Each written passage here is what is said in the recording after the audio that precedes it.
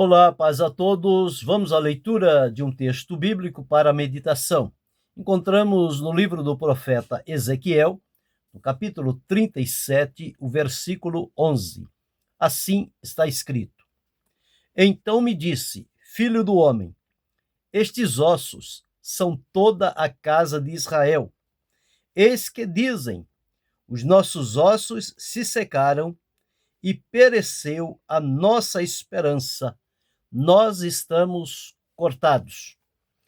Aqui estamos diante de uma palavra que, numa oportunidade, foi direcionada a Ezequiel em forma de uma visão, a conhecida visão do vale de ossos secos. Quando Deus se apresenta a Ezequiel, a mão do Senhor vem sobre ele e o Senhor diz a ele: Filho do homem, poderão viver estes ossos? E ele responde: Senhor Jeová, tu o sabes.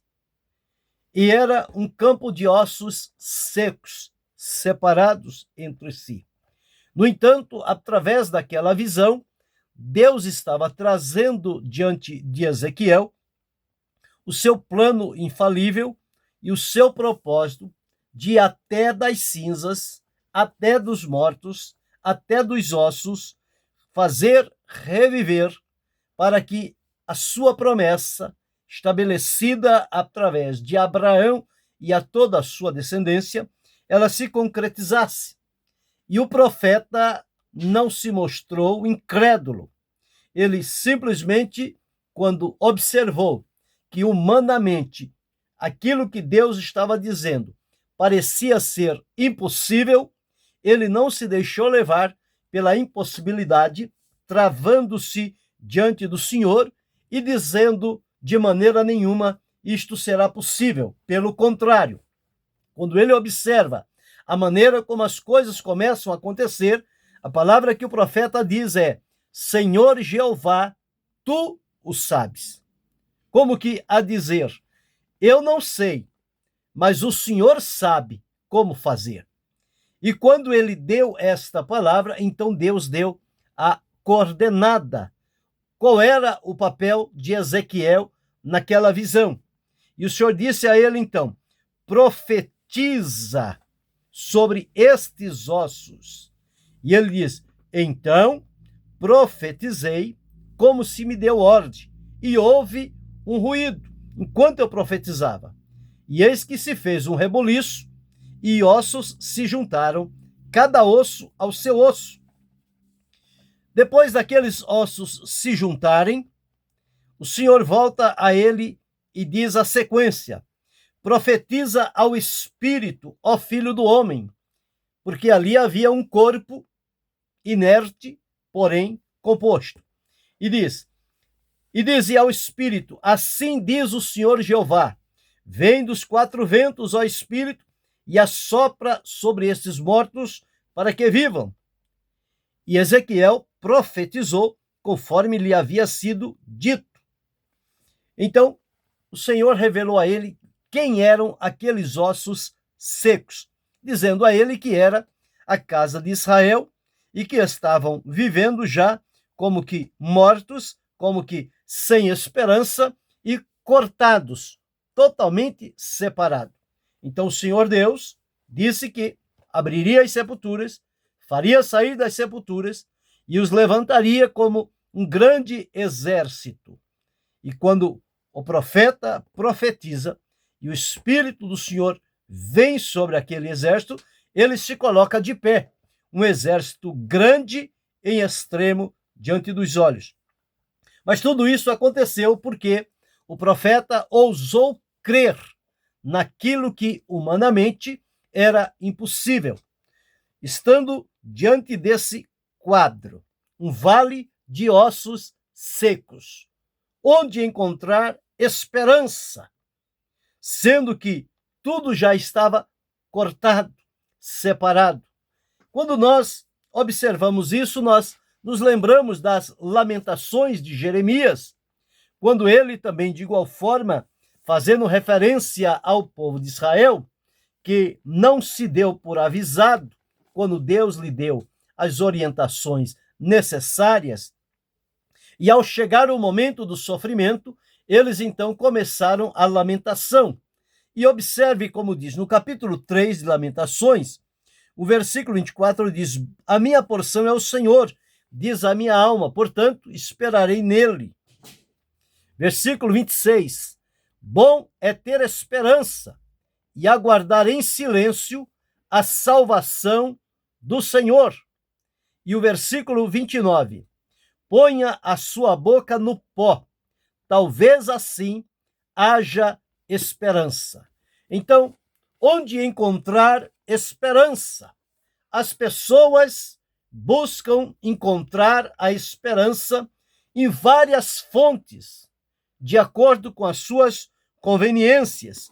Então, há alguns que procuram a esperança na religião e acham que, ao se colocarem em contato com a religião, eles vão readquirir e encontrar a esperança que tanto precisam.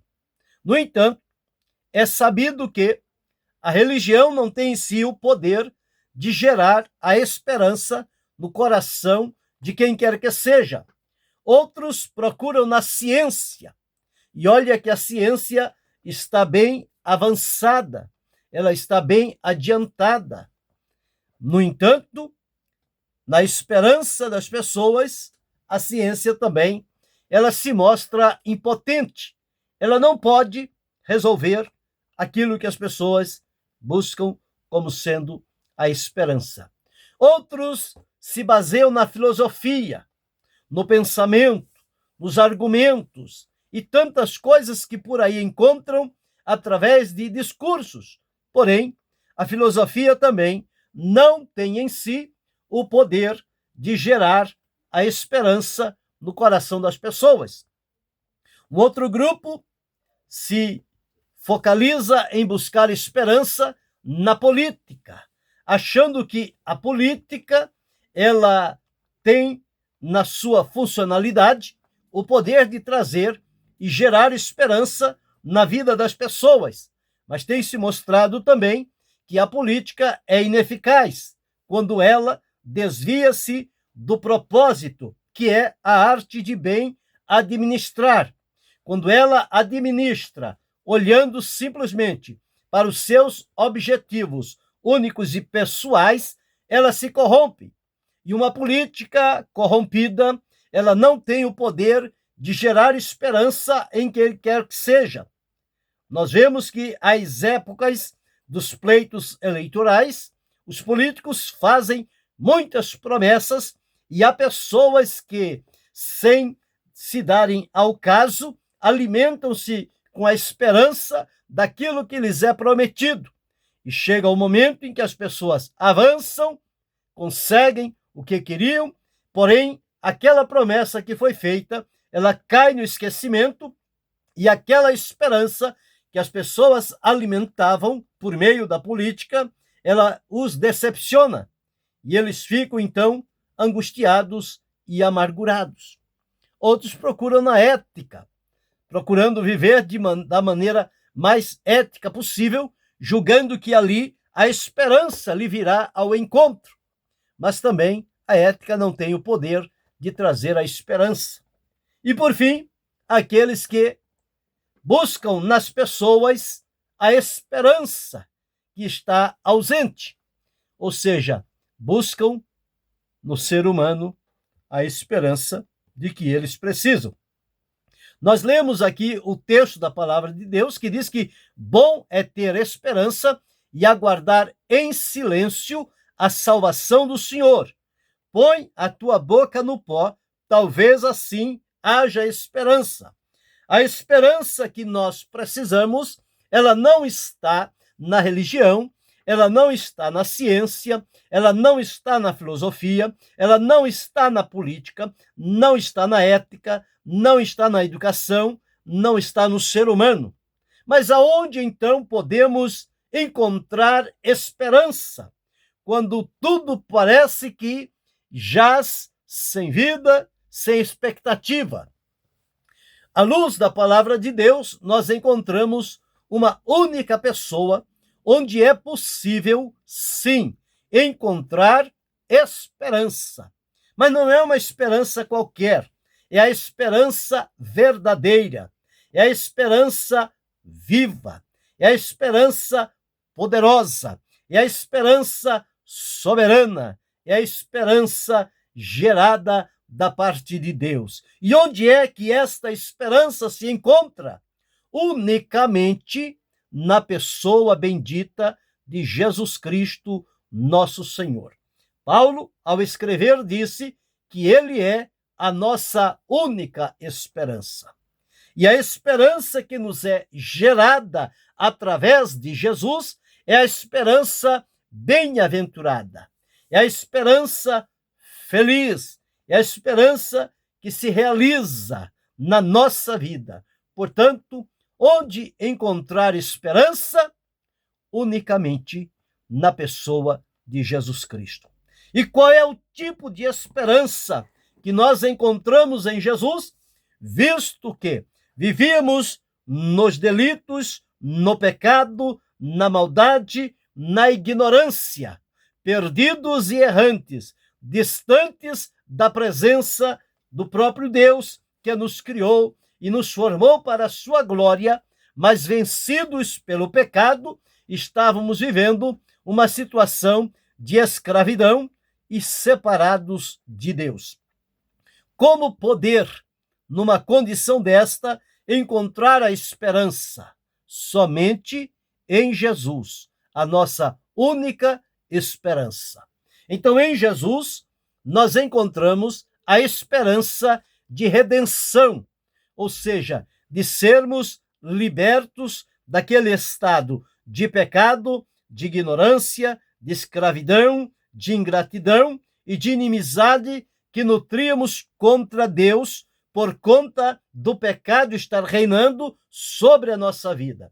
Mas através do ato redentor de Jesus na cruz do Calvário, isso tornou possível a nossa libertação e o gerar em nós uma nova e viva esperança, a esperança em Deus, através do Senhor Jesus Cristo. Mas também, por meio de Jesus, nós encontramos a esperança relacionada ao perdão, visto que nós estávamos vivendo nas consequências do pecado. Para realinharmos-nos com Deus, havia necessidade de que os nossos pecados fossem perdoados.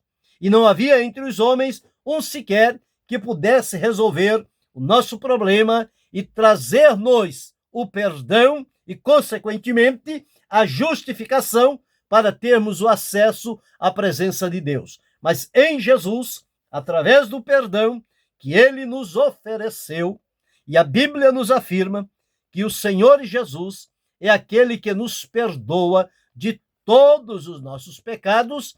Se nós confessarmos, ele é fiel e justo para nos perdoar os pecados e nos purificar de toda iniquidade.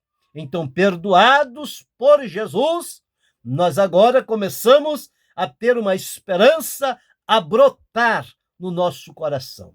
Mas também em Jesus nós encontramos a esperança da purificação, não somente do perdão, mas da purificação. O perdão é a semelhança de uma árvore. Quando ela não produz bons frutos, ela é cortada, ela é tirada fora, assim é feito com o nosso pecado, mas a raiz dela fica na terra. E a purificação significa arrancar pela raiz.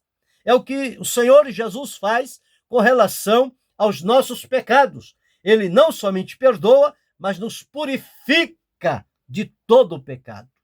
Na linguagem de Paulo, é como que onde o pecado superabundou, onde o pecado abundou, a graça superabundou.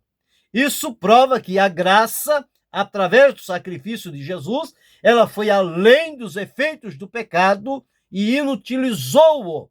E, portanto, a purificação traz uma rica e preciosa esperança para cada um de nós. Mas não somente nós encontramos em Jesus a esperança da redenção, como a esperança do perdão ou da purificação, mas a esperança de, em Jesus, encontrarmos e desfrutarmos a paz tão necessária e desejada por cada um de nós. E Jesus prometeu, e a palavra afirma, de que vindo ele, evangelizou a paz a vós que estáveis longe, mas que agora, através do sangue, já chegastes perto, e esta paz passou a reinar no nosso coração, a paz que excede a todo entendimento.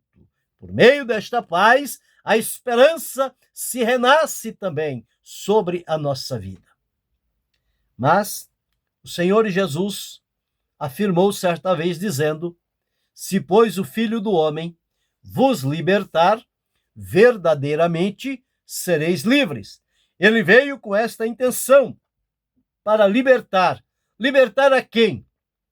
Libertar a cada um de nós que estávamos escravizados, oprimidos e submissos a um jugo de escravidão, precisando e dependendo de uma liberdade que não estava em nós, mas que alguém se tornasse o nosso libertador.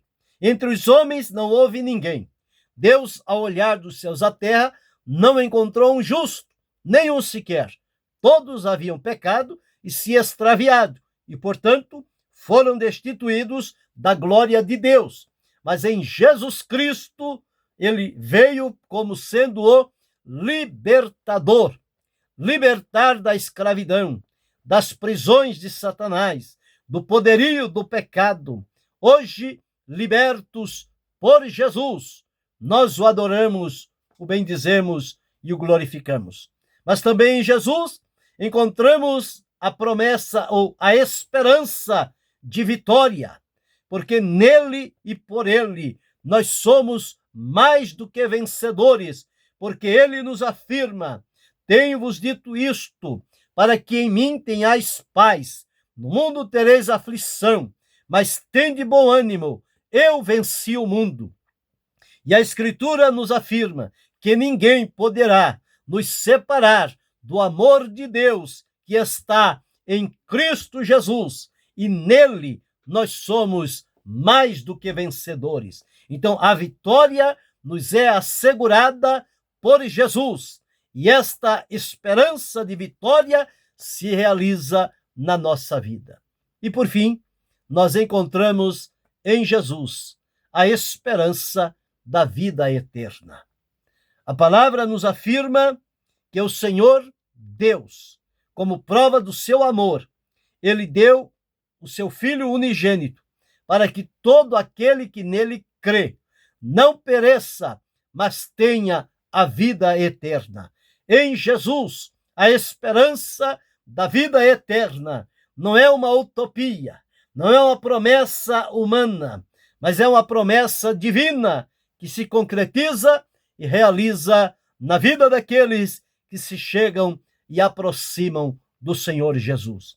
Então, se do lado das pessoas, das fontes erradas, nós não temos esperança, seja na religião, seja na ciência, na filosofia, na política, na ética, na educação ou no homem, mas em Jesus, com certeza, nós sempre haveremos de encontrar a esperança da redenção, a esperança do perdão, a esperança da purificação, a esperança da paz, a esperança da liberdade, a esperança da vitória e a esperança da vida eterna. Mas é preciso termos cuidado, porque existem muitos inimigos da esperança, que procuram muitas das vezes se acercar de cada um de nós, para minar em nós a fonte viva da esperança que emana da pessoa bendita de Jesus. Estes inimigos precisam ser conhecidos e ser confrontados, para que não venhamos abrir espaço e que nos seja roubada a esperança que encontramos em Jesus. E que inimigos são estes da esperança? É o materialismo, quando as pessoas se apegam às coisas materiais. Outros apegam-se ao racionalismo. E isto tudo se levanta como inimigos, como barreiras de uma esperança viva, preciosa e poderosa. Mas tem também a impaciência. Muitas das vezes, na prática da impaciência, nós anulamos a esperança. Por outro lado, na negligência, em negligenciar aquilo que devemos fazer e viver para mantermos esta viva esperança em nós. Por outro lado, também existe a precipitação. Tanto a impaciência, quanto a negligência, quanto a precipitação se levantam como inimigos de uma esperança saudável. E por fim também a incredulidade. É o endurecimento do coração em relação daquilo que nos é prometido, à luz da palavra de Deus, na pessoa bendita e maravilhosa de Jesus, como a nossa única esperança. Então tenhamos cuidado para não sermos enganados e levados pelo materialismo, pelo racionalismo, pela impaciência, pela negligência, pela precipitação ou pela incredulidade. Tudo isso se levanta como inimigos da esperança. Mas a certeza da esperança em Jesus, ela fundamenta-se no Evangelho este que foi proclamado por Jesus e ordenado aos seus discípulos que o preguem, que o proclamem em todo o mundo e a toda a criatura. Esta esperança que não vacila, esta esperança que está fundamentada na palavra de Deus, que é viva e permanece para sempre. Então, estas palavras poderosas de Deus, através do Senhor Jesus, só nele nós podemos encontrar e desfrutar esta rica e preciosa esperança. Então, como aconteceu naquela visão do vale de ossos secos, que Deus fez juntar osso a osso e fez brotar neles nervos, carnes e pele, e soprou neles o espírito de vida, e eles, quando se colocaram em pé, se demonstraram ser um grande exército. Assim também, quando a esperança encontrada em Jesus alimentar o nosso coração e nos fortalecer e direcionar pelo propósito que foi por Deus estabelecido para a vida de cada um de nós, também em esperança nos colocaremos de pé como um grande e poderoso exército, porque alimentados com a esperança que brota do Senhor Jesus Cristo para a vida de cada um de nós. Bom é ter esperança e aguardar em silêncio a salvação do Senhor. Que Deus continue abençoando-nos em Cristo Jesus, não só hoje, mas para todo sempre. Amém.